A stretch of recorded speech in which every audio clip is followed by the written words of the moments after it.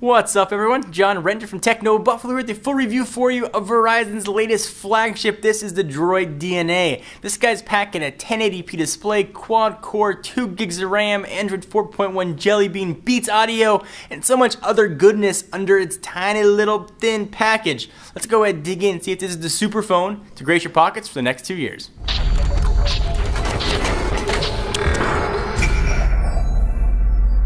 As far as Android phones go, the Droid DNA's got it all. Good looks and specs to match. It's packed with the same killer 8-megapixel camera we saw on the HTC One X, the latest quad-core Snapdragon S4 Pro processor from Qualcomm, a wide-angle front-facing camera we saw on the HTC 8X, Beats audio, 2 gigs of RAM, and so much more.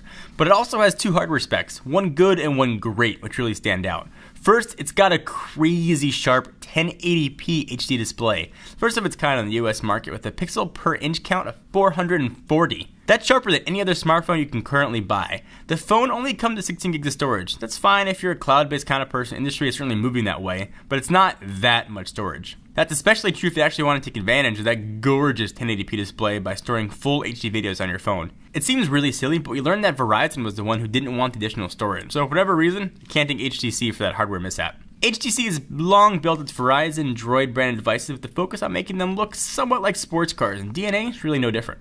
It has a red racing stripe, mesh running down both sides. Don't let that mislead you. Those are speaker grills for getting your jams on. There's also a red ring on the 8-megapixel camera, a red power button that's top of the phone, and a brushed aluminum volume buttons on the right side. There's also a 3.5mm headphone jack on top, making a small mini SIM port. The micro USB charging port is on the bottom, and the phone has a super annoying hatch protecting it. The device itself is built out of polycarbonate plastic and has a unibody design, which means it feels absolutely solid. Alright, so back to that 1080p display for a second. It is stellar. Text is noticeably much crisper than what I've seen on any other smartphone, especially when reading websites or books. It's also really bright, easy to read on direct sunlight, since it utilizes LCD3 technology instead of Super AMOLED. Viewing angles totally rock too. You can see the screen from nearly every angle with total ease. Lastly, there's a small looking wheel on the back of the phone that's super hard to notice without looking for it. This is actually an LED indicator, although it's basically completely useless. I'm not sure why it was put on the back of the phone instead of on the front. It lights up green, but just barely bright enough to see. When a new message, call, or email comes in, again, no idea HTC decided to put the LED notification where it is, but there you have it. Alright, I ran the full quadrant benchmark, which we usually do for all high-end Android smartphones, to see how the Qualcomm Snapdragon S4 processor stacked up against the competition.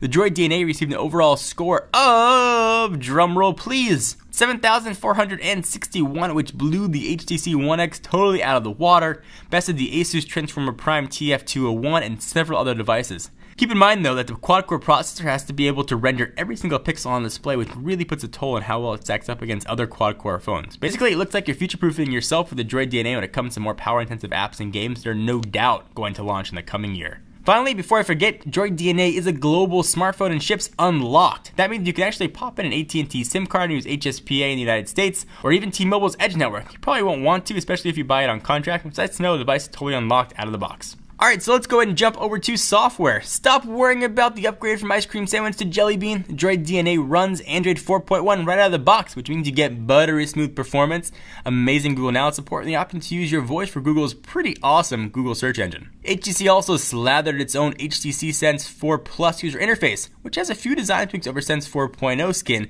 that launched on the One X. The keyboard has changed a bit, which takes some getting used to if you're already using an HTC phone, but it's still a breeze to type on. I also love that there's a settings button right on the notifications shade, which makes it easier to jump in and turn off GPS settings, connect to Wi-Fi network without having to dig through menus to get to them. Sense has really been one of our favorite Android skins. TouchWiz is great sometimes, but it's too colorful for me and seems too cartoonish. I like how Sense 4 Plus looks on this phone. Obviously others do too, since its weather widget has been widely copied on a ton of third-party apps.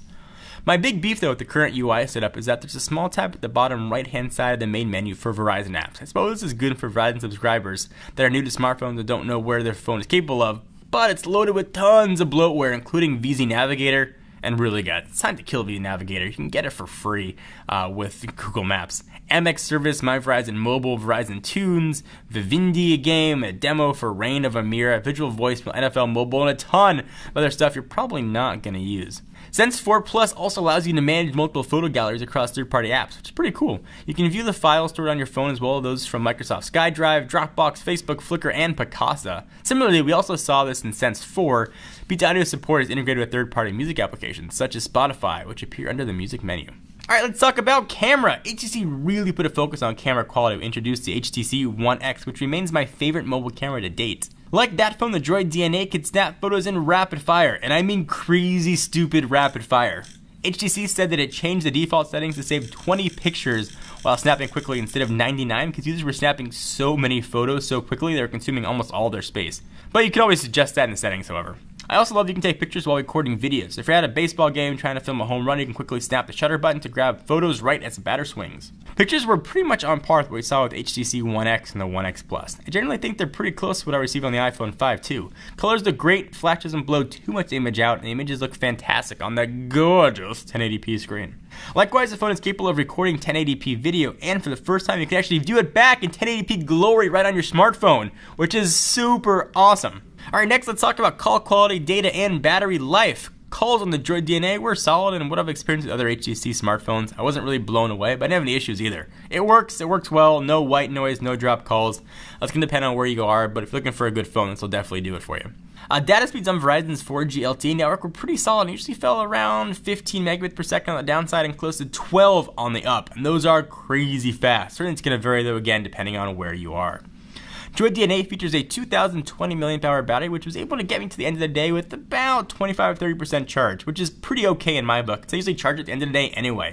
Again, it's pretty surprising considering the size of the screen and the amount of power that's under the hood. So what's the final verdict on the Droid DNA? We'd only got docked 1 point for lack of storage. Again, we can't ding HTC for that. That was on Verizon's end as they dictated the storage size. This phone is almost near perfect. With its killer specs, 1080p screen, you can finally view back the content as you filmed it. And this is expressed to me that it's kind of like watching Blu-ray on a laptop. Yeah, it looks great, but it still is a tiny screen. But at least you've got the option to view it on there. If you want to watch your video on here, you can. It's going to be in 1080p, or you can just pop it on a TV or any other format that you want to use it. It's a really solid phone. I can definitely recommend, and it gets a very solid 9 on the Techno Buffalo score. If you want to get more tech news, check us out at technobuffalo.com for latest and greatest.